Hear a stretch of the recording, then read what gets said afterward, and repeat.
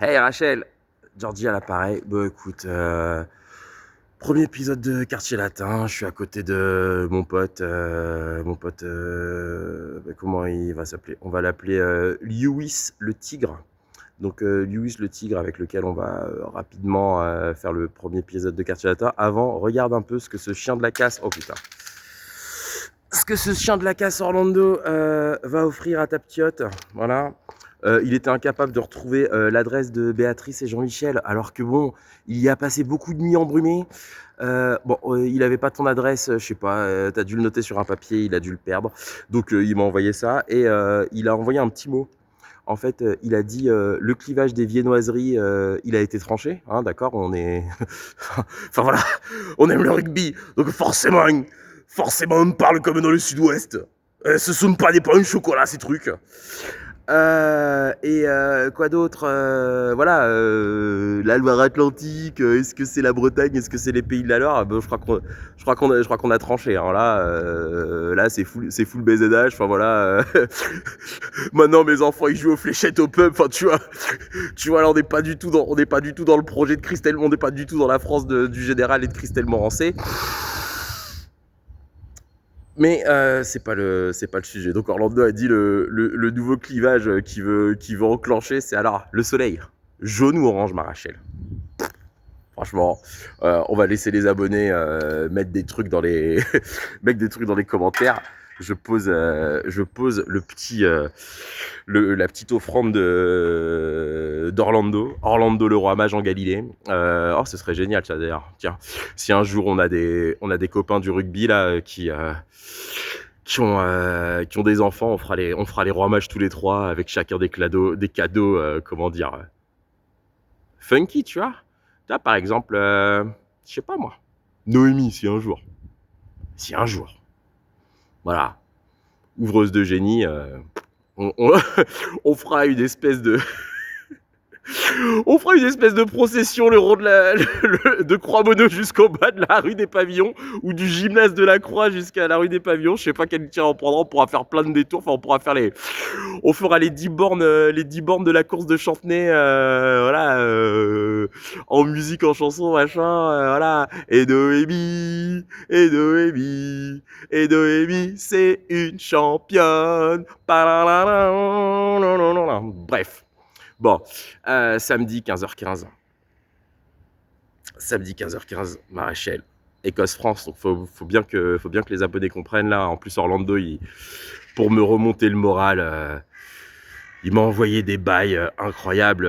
Faut savoir que nos plus grandes fiertés en ligne, en fait, c'est quand on envoie des messages sur Insta aux joueuses, enfin des commentaires sous leur publi. Des fois, on commande des stories, mais on n'envoie pas de DM. Des fois, les joueuses, elles nous mettent des petits cœurs. Alors, le palmarès, si tu veux, Pauline Bourdon, petit cœur. Safi Ndiaye, ce week-end, nous a mis un petit cœur. Emma Wassel, ça fait très longtemps qu'elle nous met des petits cœurs. Lisa Thompson, voilà, Lisa Thompson nous met des cœurs. Lénaïque Corson nous a mis un cœur. Rachel. Bon, Siwan, je l'ai déjà dit. Enfin voilà, on commence à avoir un petit, une petite collection de petits cœurs laissés à côté de nos messages d'amitié, de soutien, de félicitations, parce que c'est juste incroyable ce qu'elles font. D'ailleurs, Emma Wassel, hein, le cœur qu'elle nous met, c'est quand elles prennent la cuillère de bois en 2022, nos amies écossaises, et on lui dit, mais vous vous êtes toutes battues comme des lionnes, on vous aime, voilà. Je sais plus ce qu'on avait dit d'autre. Petit cœur. Petit cœur d'Emma Wassel. En plus, elle revenait de blessure. Elle montrait des vidéos d'aide à la salle. Enfin, juste une régalade incroyable. Donc, tout ça pour dire que, voilà, sur Insta, en fait, voilà, nos queens absolues, c'est le 15 d'Écosse féminin. On est complètement tombé fan d'elle lors des qualifs pour la Coupe du Monde 2022, septembre 2021, le tournoi qu'elles font à Parme. Vraiment, on était plus dans une vibe, voilà, on était plus dans une vibe, voilà, les Espagnols qui battent l'Irlande au premier match, les Italiennes, puisqu'on est des Latins, on a quelques liens avec la botte, hein. Notamment, moi, j'ai des cousins, des tantines là-bas, enfin voilà. Donc ouais. Et puis voilà, les Écossaises se pointent et voilà, au bout du bout, elles se qualifient pour elles prennent la deuxième place et se qualifient pour le prochain tournoi olympique, le prochain tournoi de qualification de la Coupe du Monde, qu'elles finiront par remporter avec une victoire assez incroyable. Oh, plan poubelle, plan palette. Ouais. On tague des tics sur les murs, mais en fait c'est un supermarché et il y a une espèce de boîte jaune une boîte jaune qui rapporte des sous à l'autre sac à merde là qui envoie des trucs dans l'espace là. On dira pas son nom, mais je pense que tout le monde l'a reconnu.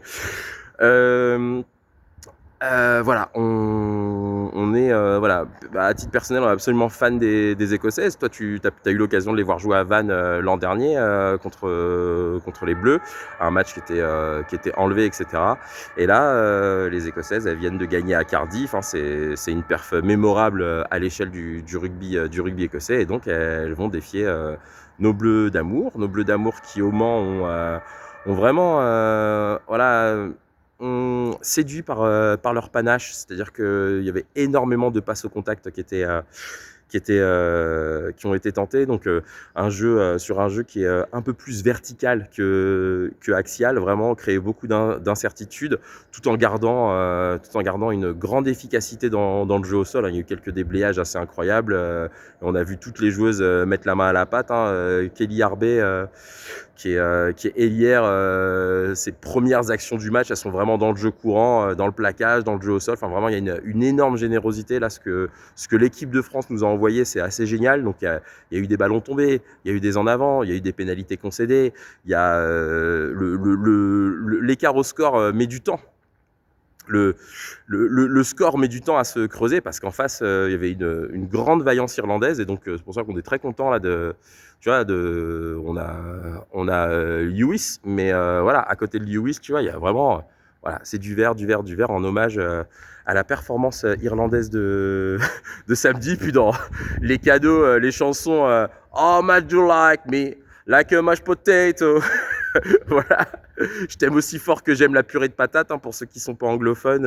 Voilà, chanter à tue-tête dans le tram bondé, on était serrés comme des sardines. Heureusement, les enfants pouvaient s'asseoir au sol et bénéficier d'un peu d'air frais pour kiffer la kiffance. Et donc ouais, les Bleus, elles ont construit les choses. Pauline Bourdon-Sansus marque un essai très rapidement. Elle repère une zone non défendue à côté d'un ballon porté suite à une touche bien captée, et elle va laisser 7-0. Et après, ouais, ça, j'ai pas envie de dire que ça patine, mais parce que les Irlandaises, elles y ont mis du leur, et les Bleus ont réussi à les maintenir dans leur camp, à se recréer des occasions. Il y avait Émilie Boulard, l'arrière du 15 de France, qui a remonté énormément de ballons. On a appris là tout récemment, en fait, qu'elle vient sa famille est originaire de l'Orne, donc un peu au nord du Mans. Donc il y avait toute une délégation. D'ailleurs, en fin de match, quand on est descendu pour essayer de saluer des joueuses et avoir quelques selfies avec les Bleus, et elle était là. Il y avait toute sa famille, ça criait, ça gueulait. Enfin, c'était une ambiance très bon enfant. Nous, en haut du stade, on était avec alors, je sais que c'est pas tes copines, parce que là, elles ont envie de casser Clisson. Enfin, c'est pas qu'elles ont envie de casser Clisson, mais voilà, les filles du Mans en rugby à 10, faut savoir, sont les championnes en titre du Grand Ouest, les queens absolues du game, et l'équipe qui rivalise le mieux avec elles, c'est les ressortissantes de Loire-Atlantique, les Clissonnaises. Donc voilà, ton terre-terre, parce que Mousillon, là, vous entendez parler de Mousillon en permanence sur cette chaîne. Mousillon, faut savoir que quand vous quittez la route, en fait, vous partez de Nantes, vous allez vers Cholet, c'est la N249, une route magnifique, et à un moment, il y a Valette. Et Valette, il y a un panneau que certains n'ont pas encore digéré, où il y a marqué Valette, capitale du Muscadet. On va être obligé de dire les bails. Et donc, vous sortez à Valette, et quand vous sortez à Valette, c'est direction Clisson derrière, donc vraiment, vous contournez Valette. En plus, quand vous sortez, c'est pas du tout capitale du Muscadet, quoi. C'est un vieux Lidl dégueulasse, c'est des ronds-points qui ressemblent à rien. Et après, vous traversez. Et vous traversez la route vers Clisson, et donc là, vous traversez Mousillon. Vous traversez Mousillon, vous avez la boulangerie, vous descendez, il y a la place de l'église, il y a la pharmacie, donc il y a tout ce qu'il faut, et quand vous continuez, vous arrivez sur une espèce de forêt. J'ai plus le nom du domaine forestier. Et là, vous arrivez à Clisson, et vous arrivez par le côté où, là, sur la gauche, vous avez le truc du Hellfest. Mais tout le moment où vous traversez Mousillon, entre le centre-ville de Mousillon et Clisson, vous avez une échoppe, vous avez un caviste. C'est là où on se fournit en colibri en plein de trucs. Et eux, en fait, il y a une fois, j'ai commis une maladresse. Parce que je venais d'arriver en Loire-Atlantique, je connaissais pas tous les tenants et les aboutissants, et j'avais entendu parler de très bonnes bouteilles de vin blanc qui étaient produites au Landreau.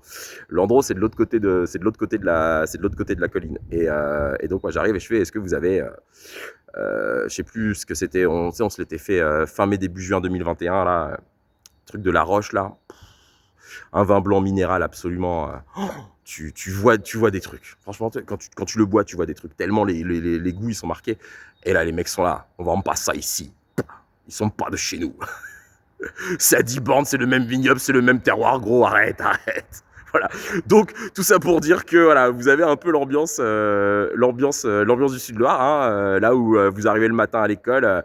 Yo, ça biche. Et donc après, quand vous traversez cette petite route entre le caviste et Clisson, en fait, de part et d'autre, en fait, pas à perte de vue, mais vous avez tous les domaines de producteurs, de récoltants, de négociants, de mousillons. Les producteurs, vous avez les producteurs du colibri, hein, les boss. Vous avez aussi pas mal de. Il y a deux exploitations qui fournissent. Et là, on est obligé de saluer les camarades, puisqu'en plus, on fête les 1 an là, de tout le. Là, chaque journée nous évoque des souvenirs de militance, puisqu'on était mobilisés contre la réforme des gros traîtres l'an dernier en 2023, on est en 2024. Et donc, vous traversez, et dans les manifs, il y a le camion de la CGT. Des fois, il y a un DJ, des fois, il n'y a pas de DJ et tout, mais il y a toujours une buvette. Et faut savoir que les cubis de rosé, les cubis de blanc du camion de la Cégette proviennent majoritairement de Mousillon. Voilà, Mousillon, le terre-terre ultime. Voilà, balai. Et donc, en vous expliquant ça, vous comprendrez peut-être mieux pourquoi la truelle, quand on traverse la Sèvre pour aller à Château-Thébot, quand on va faire les fratés au Palette ou au Landreau, en fait, on joue des derbies. On est avec des gens qui, quand on leur dit ouais, nous c'est Mousillon bébé, ils sont pas contents. C'est l'esprit de clocher, voilà, tout ce qu'on réprouve, mais on peut en faire des bonnes blagues. Mais là, le coup du caviste le jour, vous avez des bouteilles de la Roche là, c'est les mecs au Landreau. Vraiment pas de ça ici. Magnifique. Donc ouais, on va terminer la parenthèse. Donc on a rencontré les meufs du Mans qui sont à touche-touche avec les filles de Clisson. Les finales du rugby à 10 sont le 28 mai à La Roche-sur-Yon, et il y a de grandes chances qu'on y soit. Voilà, tout ça pour vous dire que là, voilà, le rugby féminin, il y a plein de choses qui se passent dans le Grand Ouest. Il y a Écosse-France, et on est là à raconter nos lives parce que c'est un sport qu'on aime, c'est des meufs qu'on supporte, et on espère bien sûr que les Bleus vont aller gagner à Édimbourg. Les Bleus qui sont dans une configuration vraiment similaire à celle à celle de leur proposition du Mans, c'est-à-dire que vous avez l'ensemble du 15 de départ qui est reconduit, juste Charlotte Escudero, donc au poste de flanqueur numéro 6, qui passe sur le banc, et c'est Rose Berthoumieux qui fait son retour dans le... Rose. Axel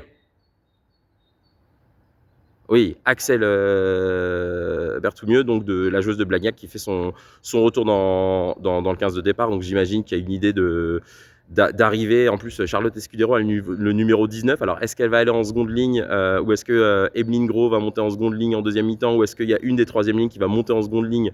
Je ne sais pas trop, mais je pense que par rapport à ce qu'elles essayent de mettre techniquement, ce que font les deuxième et troisième lignes, donc essayer de faire vivre le ballon, des passes au contact, être présente sur les déblayages, je pense que la frontière entre deuxième et troisième ligne est en train de se diluer. Bah voilà, hein, Gaël Mignot, si vous m'entendez et que je raconte des saucisses, hein, faites-le nous savoir, on présentera des excuses, mais c'est quelque chose nous qu'on trouve assez intéressant en termes de projet de jeu. Il y a des jeunes joueuses qui sont sorties du banc et donc au sortir de ces 20 minutes un peu voilà où ça a chacaillé, les Irlandaises arrivent à passer une pénalité, il y a des ballons paumés en touche, il y a des pénalités concédées, il y a pas mal de mêlées qui se font et voilà, les Irlandaises tapent au pied en gardant le ballon sur le terrain dans l'espoir de monter couper les extérieurs au bleu. Et en fait, ça se débloque une récupération de balle dans l'axe, une très belle passe à Marine Ménager qui arrive à déborder la dernière défenseur et à marquer. Et donc là, ça fait 14-3. Et là, nous, on saute de joie. D'ailleurs, pour la petite histoire, ma fille, elle a vraiment kiffé tout l'attirail irlandais. C'est des ambiances qui l'attirent particulièrement. Donc voilà, elle a pris la défense de ses petites vertes. Elle était là, oh mais t'inquiète papa, j'ai lancé un sort de protection contre. J'ai lancé un sort de protection pour les vertes. Donc là, j'arrive, j'ai bon, bah 14-3, là, ton sort de protection, là. Ensuite, les bleus ont l'intelligence de passer une pénalité avant la mi-temps, 17-3. Et puis la deuxième mi-temps, en fait, le travail de Sap, le désir de continuer à faire vivre le ballon, etc., bah, ça a essoré l'adversaire. Et donc, la qualité technique a fini par parler. Il y a des essais qui tombent et ça finit à 38-17. Il y a les Irlandaises qui marquent 2 essais pour l'honneur. Le premier, c'est un maul. Si tu veux, le ballon porté, elle voit que ça avance. Il y a un stop. Donc, quand il y a un stop au ballon porté, on peut en tenter un deuxième. Et là, il y a toute l'équipe qui s'est mise dedans. Je crois qu'il y a même le médecin. Le médecin du 15 d'Irlande qui allait se coller au ballon porté pour vraiment planter cet essai. Et ensuite, il y a un essai un peu casquette, un peu rigolo qui a été marqué. Mais bon, ça porte pas à comment dire. Ça met rien à mal. 38-17, le tournoi est lancé, victoire bonifiée. Il y avait beaucoup d'émotions dans les échauffements. On a vu des deux côtés des ballons tombés, alors j'ai pas envie de dire de la fébrilité, mais voilà, c'est le tournoi de destination, c'est pas n'importe quelle compétition. Donc voilà, il y a un investissement émotionnel, mental qui est énorme, et on espère que tout le monde a de l'influx nerveux pour régaler en Écosse. Et voilà, nous on sera devant notre écran. Bien sûr, on est pour les Bleus. On sera, quel que soit le résultat, nous on sera heureux, et on sera heureux aussi de vous débriefer ça. La suite des aventures, il y a Angleterre-Galles. Alors Angleterre-Galles, si vous voulez, les Galloises, Cunningham, il a complètement changé son casse de départ, il a mis des joueuses fortes sur le banc des remplaçants, etc. Voilà, Cunningham, lui, il est déjà dans le turfu, il est en train de préparer le bloc de 3 derniers matchs qui peuvent être décisifs pour la qualif à la Coupe du Monde, hein, parce que l'équipe qui finira 3e sera qualifiée à la Coupe du Monde. Donc le Angleterre-Galles, on va le regarder. Voilà, on sera en direct, le truc sera branché, mais on jouera, on fera des trucs, machin. Voilà, on a plein d'autres choses à faire. Et le lendemain, donc Irlande-Italie, ce match très intéressant puisque Irlandaises et Italiennes visent aussi la 3e place qualificative pour la Coupe du Monde. Donc là, on aura des premières indications. Et donc le Irlande-Italie et le Italie-Angleterre de la semaine dernière, on vous les racontera en détail dans le 2e épisode de Quartier Latin, qui sortira. Voilà, là on sera le 1er avril lundi. Les matchs suivants, ce seront le 13 et 14 avril. Ils sortiront quand on aura le temps de les tourner là. Niveau boulot, là je suis un peu sous l'eau. D'ailleurs, Rachel, on disait il y a 1 an pour jour, on était dehors dans la rue, machin. Là, mes convictions, elles sont en train de se heurter sur un putain de mur. Gardé par un tigre peut-être. Non, il n'est pas gardé par un tigre. Voilà, donc dans ma tête je suis content, hein. Je suis au service, tu vois, les jeunes avec lesquels je travaille, voilà, hein, c'est des prolos comme toi et moi, hein. Donc ça, il n'y a pas de souci. J'essaye de les remonter là où je peux les remonter, mais enfin, je suis aux ordres. Franchement, Rachel, je suis aux ordres. Et là, ça fait le jour de la Saint-Valentin, je me fais la cheville. Là, heureusement, on fait du sport, on travaille en élongation. Il y a une pote, elle m'a invité à un cours de yoga. J'ai repris le shiatsu et je dois avoir un feu intérieur qui fait que j'ai envie de leur montrer qui c'est Georgie, qui savent pas par où je suis passé et que si je suis là, c'est pour régaler. Mais voilà, je suis en train de mentalement, je suis en train de me fumer la gueule. Donc ouais, là, c'est le tour de la destination, il est le bienvenu. Orlando qui m'envoie des trucs en disant regarde, t'as régalé sur tel truc, c'est le moment où t'es devenu complètement fou du 15 d'Écosse. Ça fait énormément de bien, savoir que toi t'es en bonne santé et que la petite aussi et que voilà, hein, et je vais finir là-dessus, Rachel, hein, franchement, c'est le meilleur truc de la Terre, tu vois. C'est bien sûr, on en chie, hein. Ouais, je t'avoue, là, les 10 premiers jours, j'étais pas à la hauteur, hein. Et puis après, voilà, il y a les nuits, il y a les canines, il y a le stress à la naissance du deuxième, il y a les déménagements, il y a les rendez-vous pour trouver une nounou, machin, etc. Mais tu vois, genre après, des fois, quand ils sont au centre de loisirs, ils te font des cartes plastifiées et ça devient ton tapis de souris. Ils matent des films avec toi et ils t'apprennent la vie en regardant Robin des Bois. Voilà, il y a des fois, tu te sens comme un sac à merde au fond de ton lit et il y a ta grande, elle vient te voir, elle te fait un câlin, elle te dit que t'es le boss parce que tes tartes aux poireaux, c'est les meilleures de la terre. Voilà, donc ça, Rachel, ça n'a pas de prix, ça va nous permettre de nous accrocher. On va faire une putain de saison de quartier latin. On a lancé la putain de saison de 36-15 Nation. Et voilà, et on espère que dans le YouTube game du rugby féminin et du TikTok Six Nations, il y aura de très nombreux autres vidéastes qui viendront nous rejoindre. Allez, ciao, Orlando, la bise et cœur sur vous mes petites biches. Ciao, ciao.